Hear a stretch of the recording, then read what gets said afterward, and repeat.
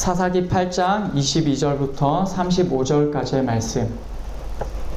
그때 이스라엘 사람들이 기드온에게 이르되 당신이 우리를 미디안의 손에서 구원하셨으니 당신과 당신의 아들과 당신의 손자가 우리를 다스리소서 하는지라. 기드온이 그들에게 이르되 내가 너희를 다스리지 아니하겠고 나의 아들도 너희를 다스리지 아니할 것이요 여호와께서 너희를 다스리시리라 하니라. 기드온이 또 그들에게 이르되 내가 너희에게 요청할 일이 있으니 너희는 각기 탈취한 귀고리를 내게 줄지니라 하였으니 이는 그들이 이스마엘 사람들이므로 금 귀고리가 있었음이라. 무리가 대답하되 우리가 즐거이 드리리이다 하고 겉옷을 펴고 각기 탈취한 귀고리를 그 가운데에 던지니 기드온이 요청한 금 귀고리의 무게가 금 1700세겔이요 그 외에 또 초승달 장식들과 패물과 미디안 왕들이 입었던 자색 의복과 또 그 외에 그들의 낙타목에 둘렀던 사슬이 있었더라. 기드온이 그 금으로 에봇 하나를 만들어 자기의 성읍 오브라에 두었더니 온 이스라엘이 그것을 음란하게 위함으로 그것이 기드온과 그의 집의 올무가 되니라. 미디안이 이스라엘 자손 앞에 복종하여 다시는 그 머리를 들지 못하였으므로 기드온이 사는 40년 동안 그 땅이 평온하였더라. 요아스의 아들 여룻바알이 돌아가서 자기 집에 거주하였는데 기드온이 아내가 많으므로 그의 몸에서 낳은 아들이 70명이었고 세겜에 있는 그의 첩도 아들을 낳았으므로 그 이름을 아비멜렉이라 하였더라. 요아스의 아들 기드온이 나이가 많아 죽음에 아비에셀 사람의 오브라에 있는 그의 아버지 요아스의 묘실에 장사되었더라.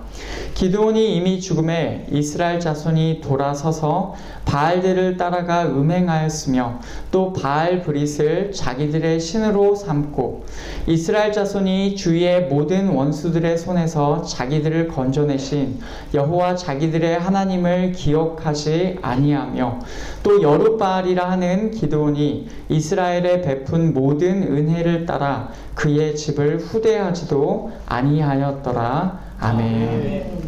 우리는 기드온의 이야기를 계속해서 살펴보고 있습니다. 기드온은 하나님의 방법대로 미디안과 싸워서 엄청난 승리를 거두었습니다. 그러나 그 과정 중에 몇 가지 실수들을 저질렀어요. 하나님의 이름만 높여야 할 자리에 자신의 이름을 함께 드러내었습니다.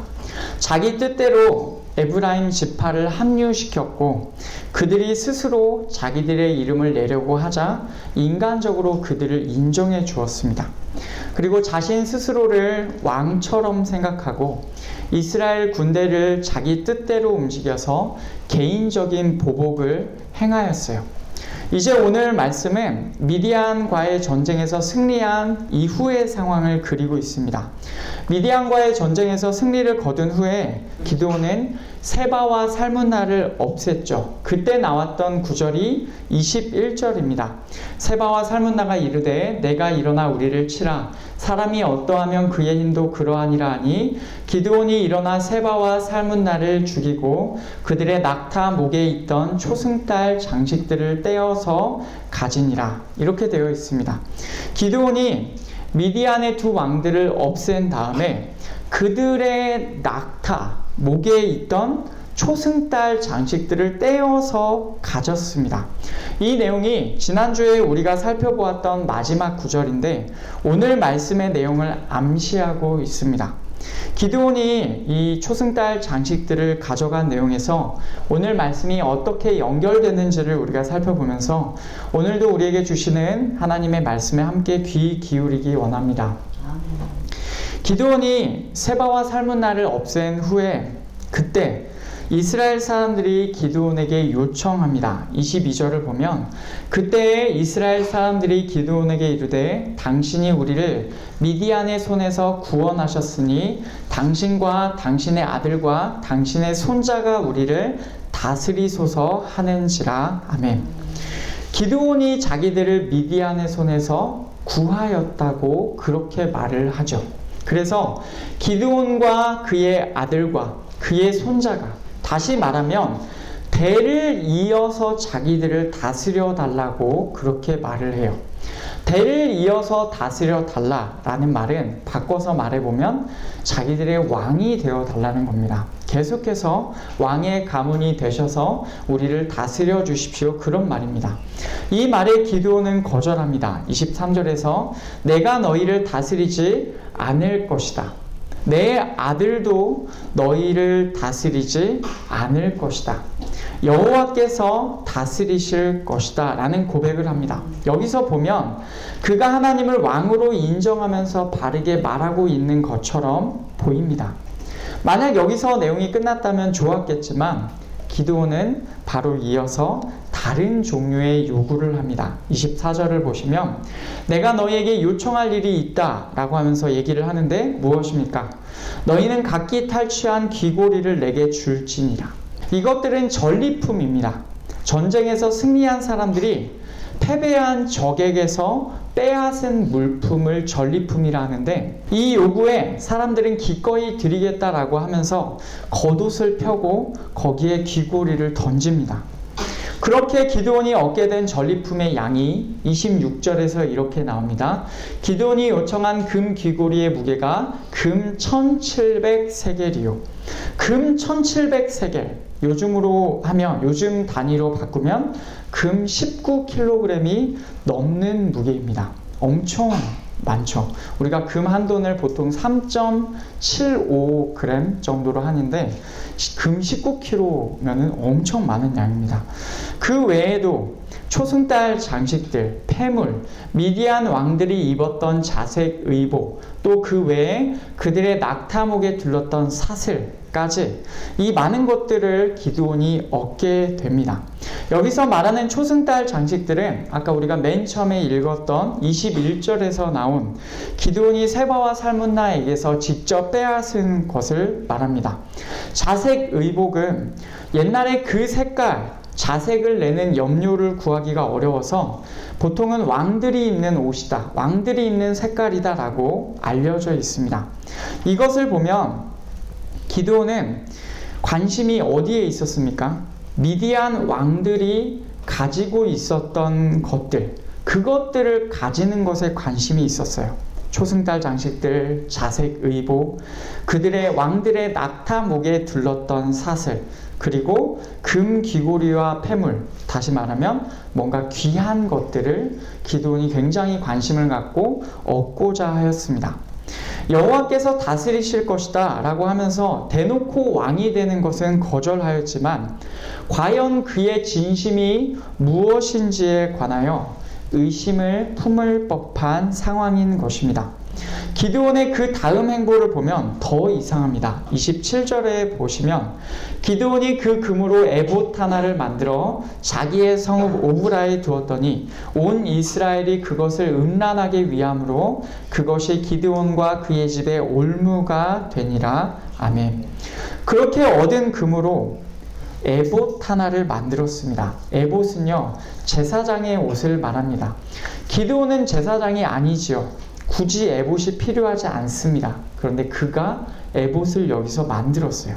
게다가 그것을 자기의 성읍 오브라에 두었다고 해요.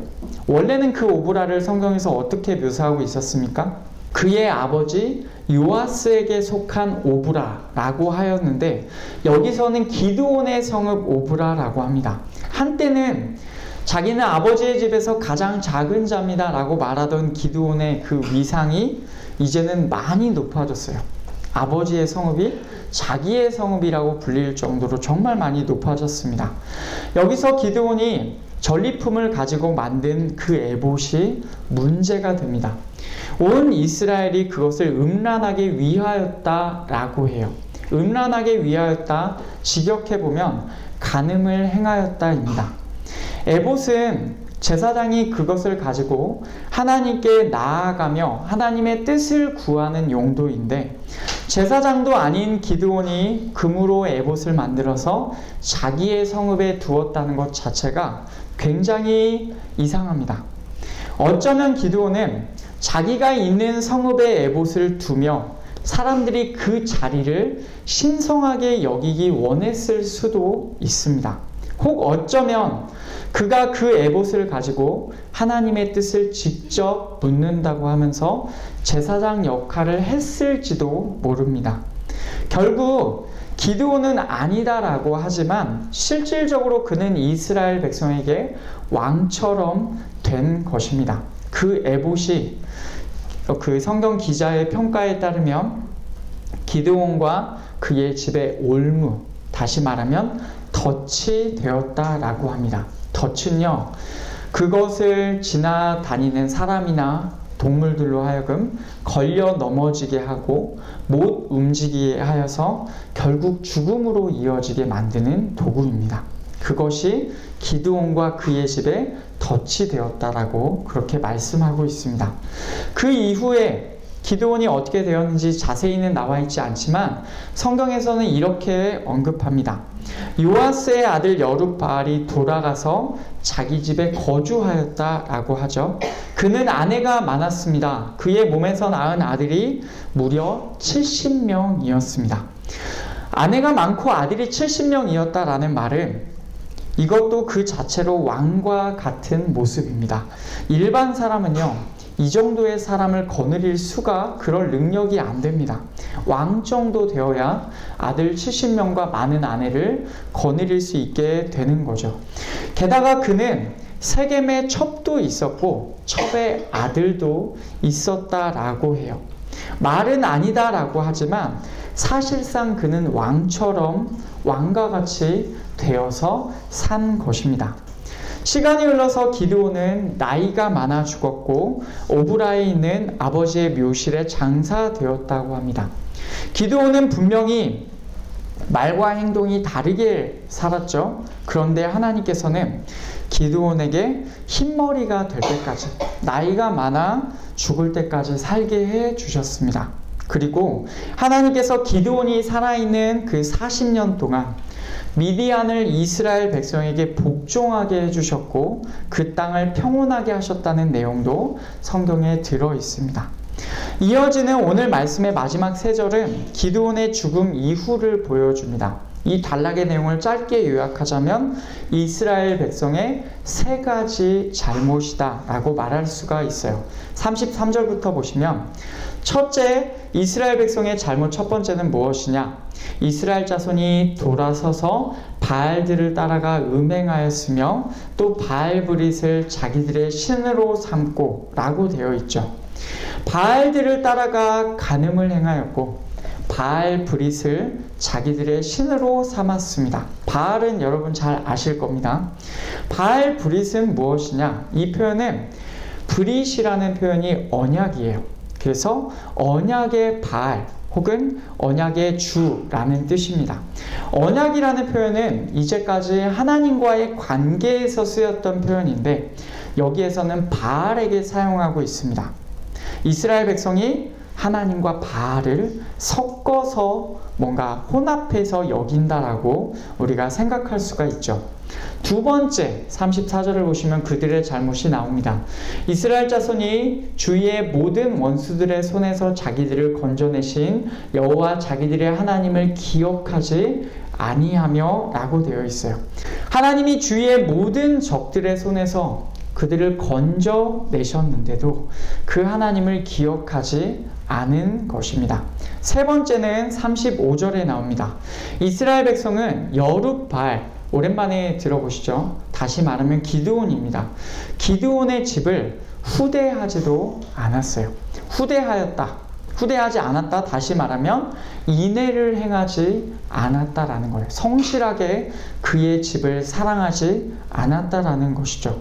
성경에서는 분명히 기드온이 이스라엘에 베푼 모든 은혜라고 그렇게 말을 합니다. 기드온이 이스라엘의 모든 은혜, 다시 말하면 선을, 좋은 일을 베풀었다라고, 행하였다라고 말합니다. 물론 이스라엘을 건져내신 분은 하나님이십니다. 그럼에도 기드온이 이스라엘의 선을 행하였다라고 하나님께서 말씀하고 계신 거예요. 이스라엘 백성은 여룹바알이 그들에게 행한 선을 따라 그의 집에 인애를 행하지 않았습니다.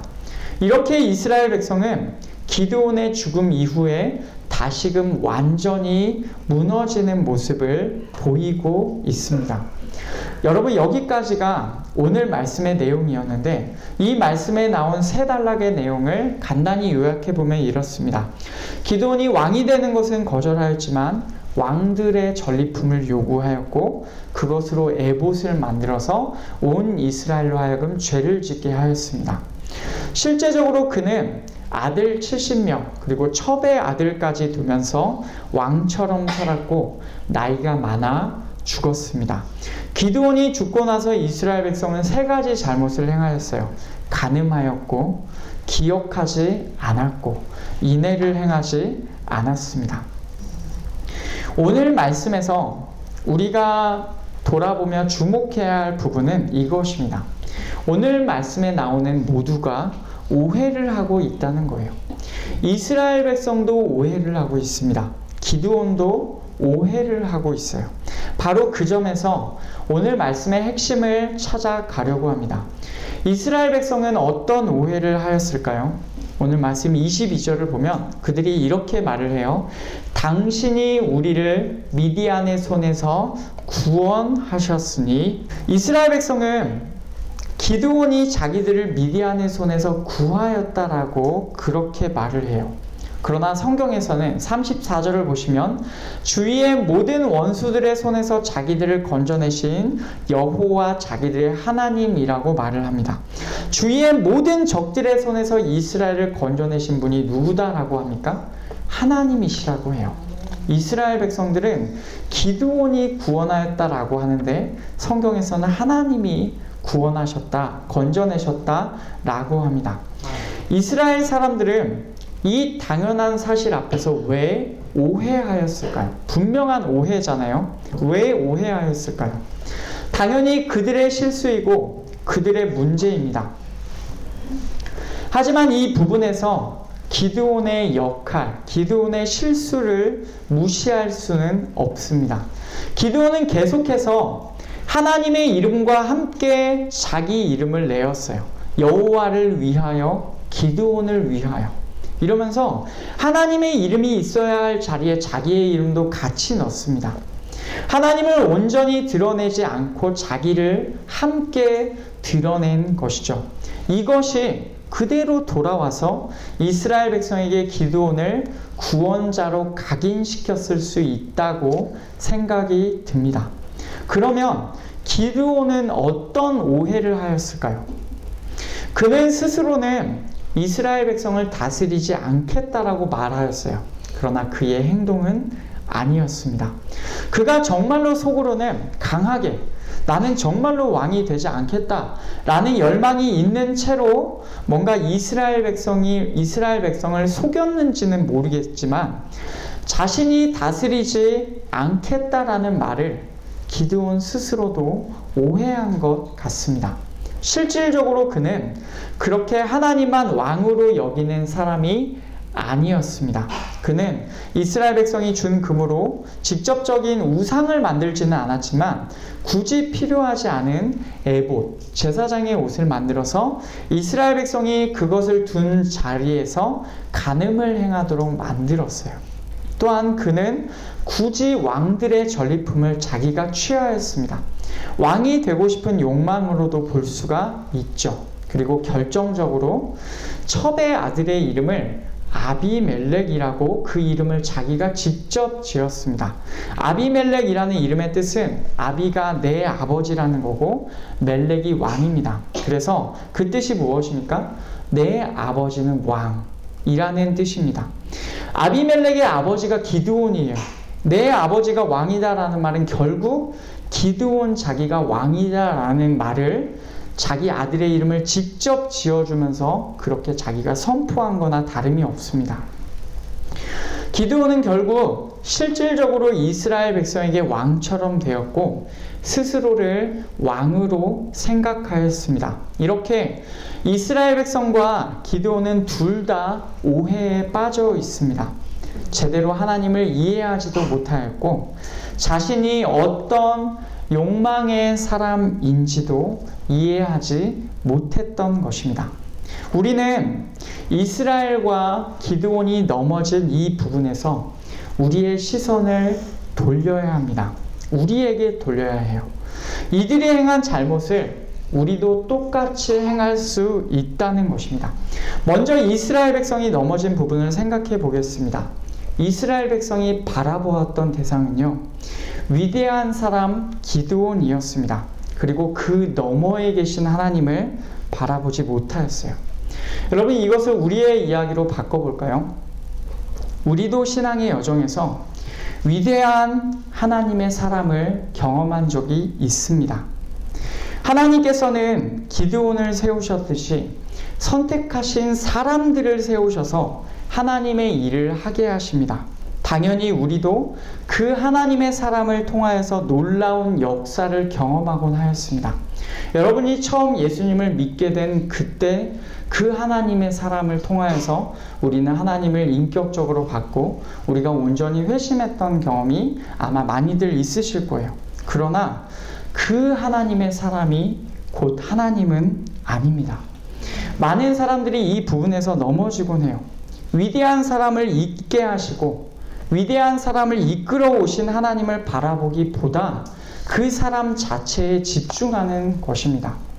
이것을 아시는 하나님께서는 때때로 그 위대한 인물들의 결말을 다소 초라하게 만드시는 것 같아요. 모세도 그러했고 세례 요한도 그러했고 신약시대 사도들의 결말도 우리가 전승으로 알고 있는 바에 의하면 생각보다 엄청나게 초라한 것이 많습니다. 우리가 사는 시대에서도 위대한 하나님의 사람들이 마지막에는 연약하게 될 때가 있어요. 여러분, 그런 경험 있지 않으십니까? 때로는 속상하기도 하고 때로는 원통할 때도 많이 있습니다. 그러나 우리는 이 지점에서 오늘 하나님의 말씀을 들어야 합니다. 그 하나님의 사람을 너무 위대하게 보는 것도 피하여야 합니다. 그리고 그 하나님의 사람의 초라함에 너무 속상하지도 않아야 합니다.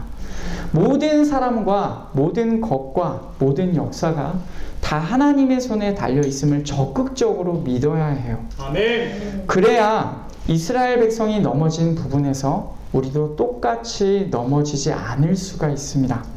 위대한 사람, 그 너머에 계시는 하나님을 바라보고 그 하나님만을 가장 신뢰하시기 원합니다. 아멘. 그것이 이스라엘의 넘어짐으로부터 우리가 받아야 할 교훈입니다. 다음으로 기드온이 넘어진 부분을 살펴보겠습니다. 기드온은 미디안 왕들의 초승달 장식들을 챙겼고 금 귀고리들과 왕들의 전리품을 챙겼습니다. 그는 계속해서 왕처럼 살았고 나중에는 스스로를 왕으로 생각하기도 하였어요. 처음에 기드온의 모습을 생각해 보시면 그는 겁이 많고 의심이 많은 사람이었거든요. 그런 그가 하나님을 경험하게 되면서 아주 용기 있는 사람이 되었습니다. 하지만 그 용기가 지나쳤는지 하나님께서 허락하신 테두리를 벗어나서 그가 왕처럼 행동한 것이죠. 이 위대한 하나님의 사람이 어떻게 그렇게 변하게 되었을까요? 당연히 그의 인간적인 생각들이 많이 들어갔을 것이다 라고 생각합니다. 그러나 그가 그의 능력의 근원이 하나님이셨음을 몰랐던 것 같지는 않습니다. 그는 어쨌든 계속해서 하나님을 내세우기는 해요. 하지만 하나님의 능력이 임할 때에 사람들이 자기를 우러러보는 그 모습으로 그는 항상 그렇게 살고 싶었던 것 같습니다. 저는 여기서 기드온이 잘했다는 것이 아닙니다. 이제까지 우리가 충분히 기드온의 허물을 비판적으로 살펴보았다라고 생각해요. 오늘 말씀에서의 행동도 도저히 잘했다라고 평가할 수가 없습니다. 그러나 성경에서는 그래도 기드온을 믿음의 사람이라고 평가하고 있습니다. 히브리서 11장을 보시면 이 땅에서 믿음으로 행한 사람의 기드온도 포함합니다. 히브리서 11장 32절에서 내가 무슨 말을 더하리요? 기드온, 바락, 삼손, 입다, 다윗 및 사무엘과 선지자들의 일을 말하려면 내게 시간이 부족하리로다. 아멘. 히브리서 기자가 시간이 좀 더 있어서 기드온까지 좀 다뤄졌으면 우리가 더 풍성했을 것이지만 안타깝게도 여기서 멈춥니다. 그러나 분명히 히브리서 기자는 믿음의 사람이라는 테두리 안에 기드온을 집어넣고 있어요. 그런 점에서 기드온에 관하여 비판할 건 하되 하나님께서 그래도 그의 믿음을 인정해 주셨다는 것을 염두에 두어야 합니다. 이것이 하나님의 관점이에요. 그래서 그의 입장에서도 우리가 한 번쯤은 비판을 하되 한 번쯤은 그의 입장에서도 생각해 볼 필요가 있습니다. 저는 이렇게 보입니다. 기드온의 입장에서 최대한 좋게 생각해 보면 그가 챙긴 전리품들은요, 그에게 있어서 최고의 기억이었습니다. 어떻게 300명으로 13만 5천 명 정도 되는 미디안 사람들을 이깁니까? 그런 위대한 역사의 기억이 고스란히 담겨 있는 것이 바로 미디안 왕들의 물품입니다. 그가 그런 역사를 경험하지 않았다면 어떻게 그가 그런 것들을 가질 수가 있겠어요? 그의 행동이 잘했다는 것은 절대로 아닙니다. 결과를 보면 아주 큰 잘못입니다. 그러나 다만 그를 최대한 존중해서 본다면 그의 마음의 한켠에는 하나님의 역사가 드러난 순간을 기억하고 싶었을 수도 있다라는 말입니다. 그래서 하나님의 역사의 정점에서 그 증거인 미디안 왕들의 전리품을 챙겼다고 볼 수도 있습니다. 하지만 어떤 위대한 역사도 어떤 위대한 순간도 하나님 그분보다 중요하지는 않습니다. 하나님의 사람이 잠깐이나마 그 위대한 역사를 경험한 것은 전적으로 하나님께서 행하신 일입니다. 그 역사를 허락하신 분이 하나님이시라면 그 역사를 저물게 하실 분도 하나님이십니다. 아멘. 우리는 그 위대한 역사의 순간을 넘어서서 그 너머에 계신 하나님을 바라볼 수 있어야 합니다. 혹시라도 그 내 인생 최고의 하나님께서 일하셨던 순간보다 많이 떨어져 있는 순간을 지금 살고 있다고 하더라도 지금 우리의 삶이 하나님의 손에 붙들려 있기만 한다면 그 삶에서도 우리는 만족할 수 있어야 합니다. 아멘. 이것이 바로 하나님의 주권을 인정하는 자의 모습이며 기드온의 넘어짐에서 우리가 배워야 할 교훈입니다. 그런데 우리가 이런 자세를 가지고 살아간다고 해도 여전히 우리는 또 넘어질 수가 있습니다.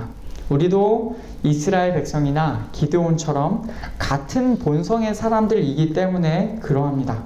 사실 이 모습들이 우리의 모습 그 자체라고 말할 수가 있습니다.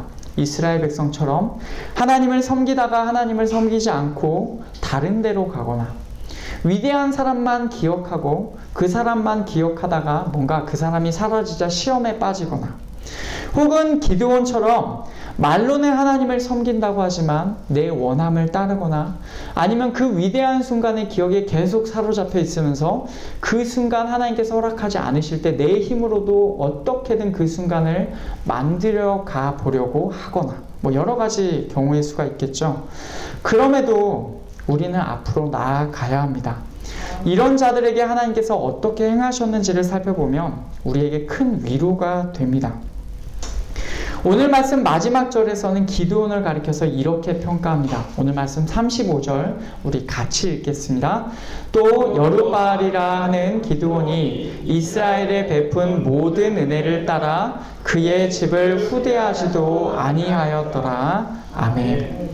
그의 이름을요, 우리가 잘 아는 기드온이라고 설명하지 않고 여룻바알이라고 다시 옛날의 기억을 가져와서 언급합니다.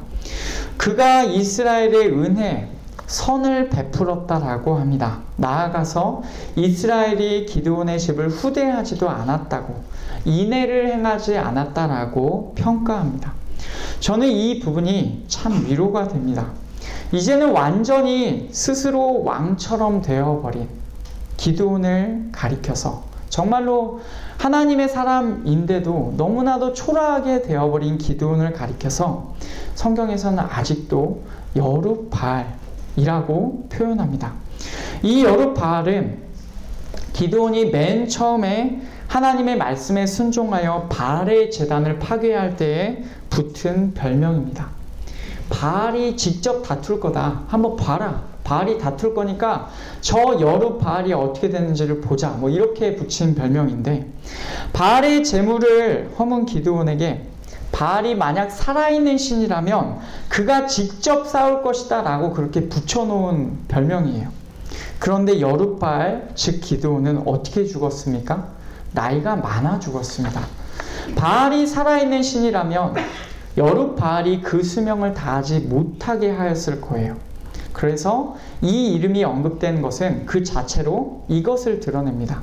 바알의 무능력함과 하나님의 위대하심을 드러내요. 동시에 이 이름은 이제는 변해버린 기드온을 맨 처음에 그가 하나님께 열심을 보였을 때의 그 이름으로 하나님께서 여전히 기억하고 계시다라는 것을 의미하기도 합니다. 하나님은 여룻바알의 순종과 충성을 아직도 기억해주고 계신 거예요. 또한 기드온이 하나님께 이끌려 이스라엘에게 행한 일을 선이라고, 은혜다라고 언급하면서 이스라엘이 그의 집에 인애를 행하여야 하였다라고 그렇게 말을 하시죠. 하나님께서 기드온과 그의 집을 기억해 주시는 것이 느껴지시죠. 물론 그가 행한 잘못된 일은요, 이제 이어지는 8장에서 그의 집이 돌려받게 됩니다.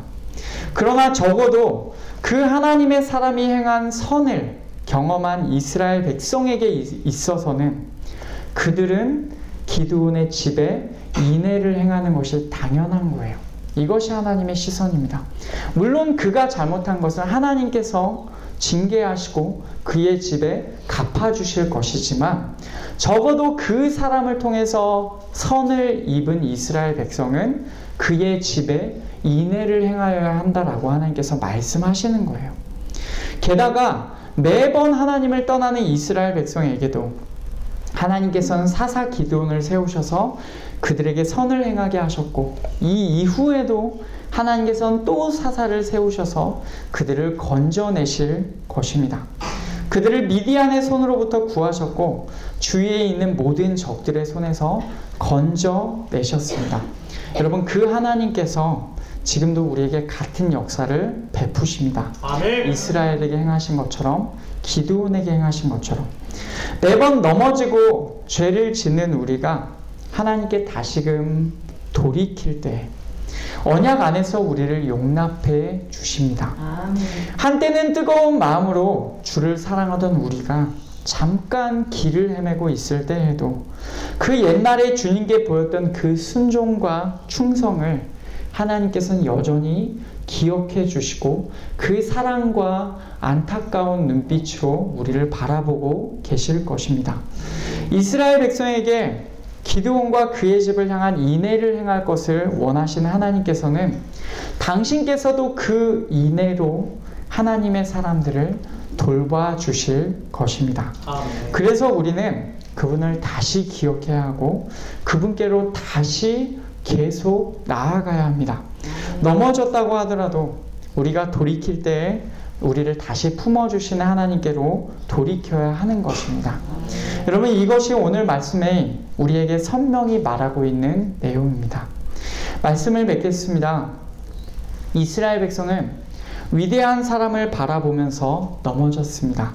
기드온은 좋게 평가하자면 위대한 역사를 기억하면서 그 역사를 자기 삶에서 계속해서 이어가고 싶은, 자기 힘으로 이어가고 싶은 마음에 넘어졌습니다. 그들은 위대한 사람이나 위대한 역사 너머에 계시는 하나님을 제대로 바라보지 못하였어요. 그러나 오늘 말씀에서는 사람도 아니고 역사도 아니라 모든 것의 주관자이신 하나님을 바라보라 라고 말씀해 줍니다. 우리는 위대한 사람과 위대한 역사를 넘어서서 모든 것의 주관자이신 하나님을 바라보아야 합니다. 모든 것의 주권이, 모든 주권이 하나님께 있음을 신뢰해야 합니다. 아멘. 만약 우리가 또 넘어질 수 있습니다. 그러나 또 넘어지더라도 우리를 구원하신 예수 그리스도를 기억하시기를 원합니다. 아멘. 그래서 우리는 비록 넘어지더라도 온전히 넘어지지는 않습니다. 계속해서 우리가 돌아가야 할 곳, 우리가 돌아갈 수 있는 곳이 있기 때문에 그렇습니다. 예수 그리스도께서 세우신 언약 안에서 하나님께서는 지금도 우리를 건져내고 계실 줄 믿습니다. 이제 다시금 하나님께로 돌이켜서 하나님만을 바라보는 우리 모든 하나님의 사람들, 하나님의 성도들 되시기를 축복합니다.